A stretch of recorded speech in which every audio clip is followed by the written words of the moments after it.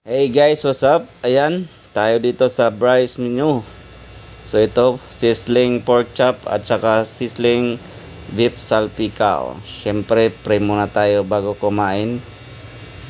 Ito yung kakainin natin. Pork chop sizzling with java rice. Tapos may sabaw tayo dito. Ito, may nagulat palang babae dito sa likod. Ayun, nagtago na siya. Di ko napansin may tao pala sa likod. So tara guys, kain na tayo.